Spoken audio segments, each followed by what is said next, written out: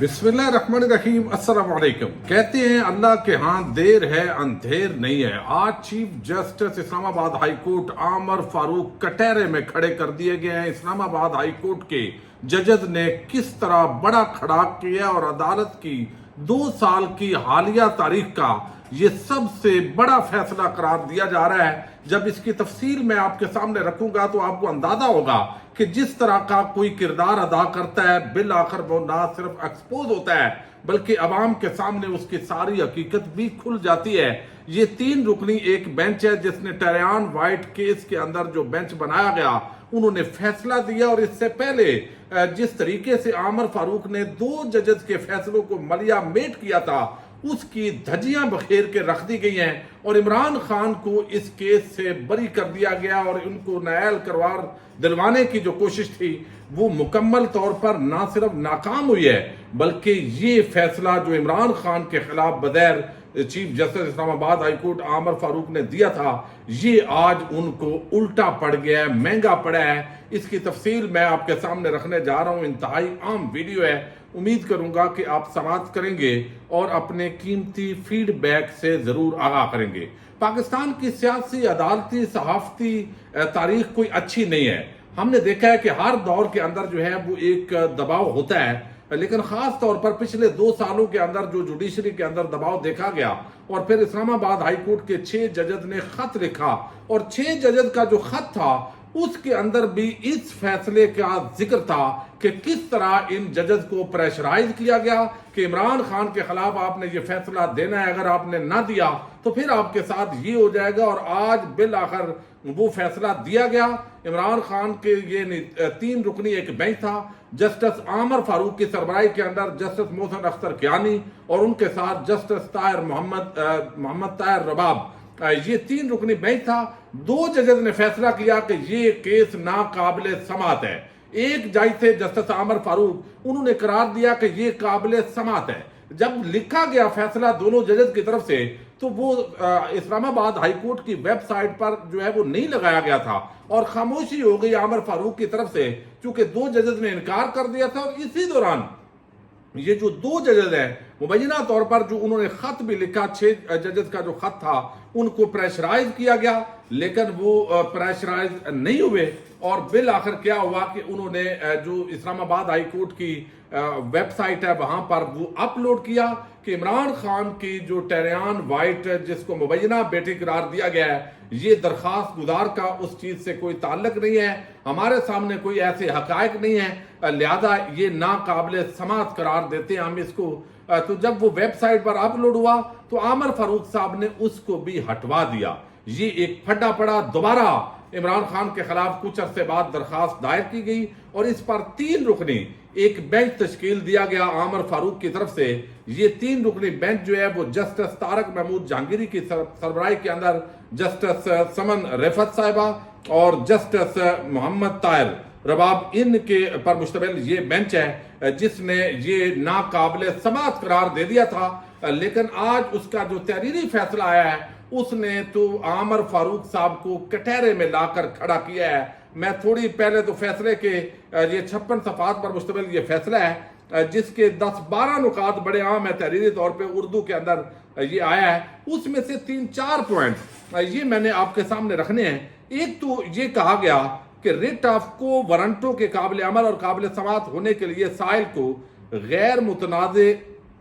अमर वाक़े को अदालत के रिकॉर्ड पर लाना जरूरी अमर था जिससे मजीद किसी भी किस्म की वदात, तफ्तीश और तहकीकात ना करनी पड़ती और अमर वाक़े तस्लीम शुदा हक़ाइक़ पर मबनी हो जिससे मसूल अलैह इमरान खान का किसी भी किस्म का कोई अमल कानून से मुतसादम हो। लिहाजा ये लाने के अंदर भी ये जो दरखास्त गुजार है जिधर से पकड़ के दरखास्त गुजार बना दिया जाता है तो वो भी नहीं लाए। लेकिन एक और बात आगे चलकर की गई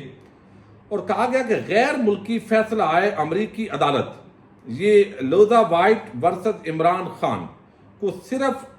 वही फरीक पाकिस्तान के अंदर बदरिया अदालत दीवानी तकवीत दे सकता है जो गैर मुल्की अदालत में खुद फरीक हो और पाकिस्तान में इस डिग्री को काबिल अमल करार देना चाहता हो, क्योंकि मसूल अलैह पाकिस्तानी शहरी और पाकिस्तान में मुस्तकिल तौर पर रहायश रखता है जबकि साइल अमरीकी फैसला में खुद फरीक ना है। یعنی درخواست دہندہ کا کوئی تعلق ہی نہیں اس معاملے کے ساتھ۔ پھر کہا گیا ہے کہ سائل ریٹ پٹیشن میں کسی بھی قسم کا غیر متنازع امر واقع ثابت نہیں کر سکا، جس کے بعد عدالت موجودہ ریٹ پٹیشن کو قابل پذیرائی نہیں سمجھتی، اور وہ کہتے ہیں سائل نے ریٹ پٹیشن میں 4 مختلف پیراگراف میں مسعود علیہ عمران خان پر زنا، غیر قانونی ناجائز رشتوں کے الزامات لگائے ہیں، جس کا نہ وہ خود آئینی گواہ ہے اور نہ ہی اس کی تصدیق بدریہ کسی تسلیم شدہ عدالتی فیصلے سے ثابت کر سکتا ہے۔ یعنی یہ جھوٹے الزامات جو ہے بغیر دیکھے صرف سنی سنائی پر کسی پر الزام لگانا یہ شریعت کے بھی خلاف ہے، اور اس کا بھی آگے حوالہ دیا گیا ہے۔ سائل نے مسعود علیہ کی ذاتی زندگی اور کردار پر الزامات لگا کر ٹہریان خان وائٹ کی زندگی پر بھی سوالیہ نشان اٹھانے کی کوشش کی ہے، جس سے اس عورت کی آئندہ زندگی پر گہرے اثرات مرتب ہوں گے، جبکہ تمام الزامات قرآن و سنت کے منافی ہیں اور غیر تسلیم شدہ جس کا بارے جو ہے وہ ثبوت موجود نہیں ہے۔ یہ کوئی ثبوت عدالت کے سامنے نہیں آیا۔ یہ 3 ججز نے متفقہ طور پر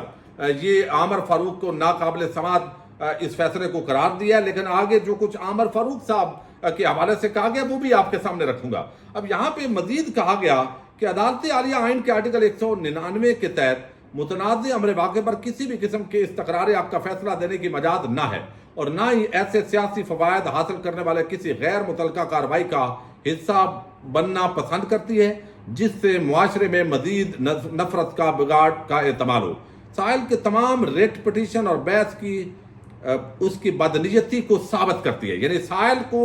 بدنیت قرار دیا ہے عدالت نے، اور وہ کسی طور پر بھی اپنے آپ کو کسی تیسرے فریق کا اعلی کار ہونے سے الگ نہ کر سکا اور نہ ہی اپنی نیک نیتی ریکارڈ پر لا سکا۔ یعنی وہ کسی تیسرے کردار جو ہے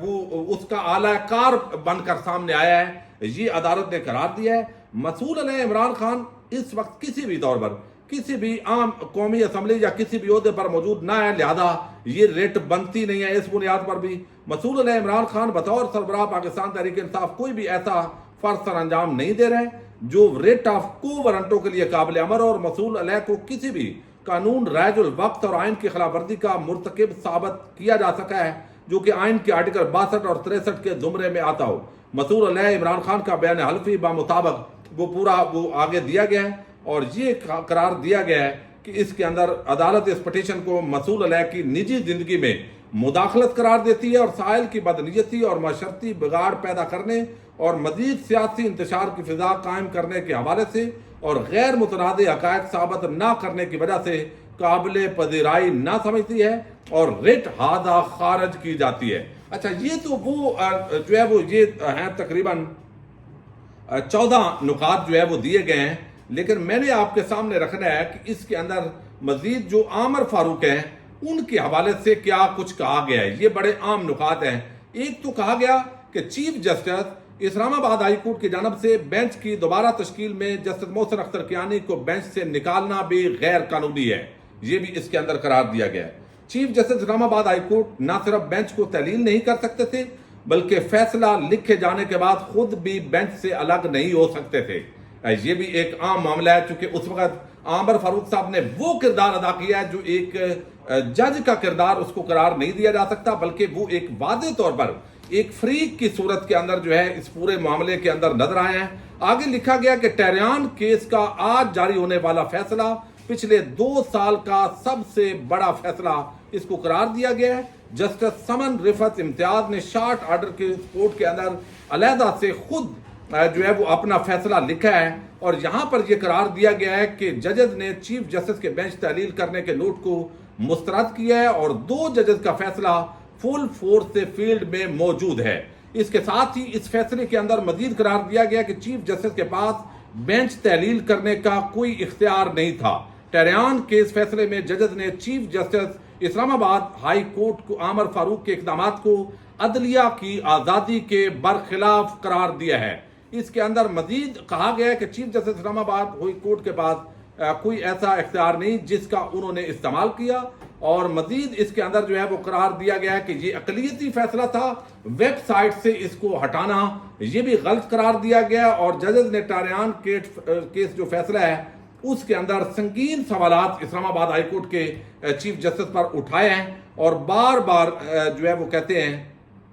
جب چیف جسٹس اسلام آباد ہائی کورٹ کو بار بار کہنے کے باوجود وہ ٹہریان کیس کا فیصلہ سنانے کے لیے کاز لسٹ جاری نہیں کر رہے تھے، تو 2 ججز کو فیصلہ ویب سائٹ پر اپلوڈ کرانا پڑا، لیکن ان 2 ججز سے پوچھے بغیر ان کا فیصلہ ویب سائٹ سے ہٹا دیا گیا۔ چیف جسٹس عامر فاروق بینچ سے الگ نہیں ہوئے تھے، بلکہ انہوں نے عمران خان کے خلاف درخواست کو قابل سماعت قرار دینے کا فیصلہ دیا، جس سے 2 ججز نے اختلاف کیا۔ یوں ٹہریان کیس اسی وقت ہی ناقابل سماعت قرار دیا جا چکا تھا، اور اب یہ جو درخواست ہے اس کو ناقابل سماعت قرار دیا جاتا ہے، اور جو سائل ہے، جو یہاں پر پٹیشنر ہے، وہ بدنیتی پر مبنی اس کو قرار دیا گیا ہے، اور عمران خان کی ذاتی زندگی کے اندر اس فیصلے کو مداخلت قرار دیا گیا ہے۔ اسلام آباد ہائی کورٹ کا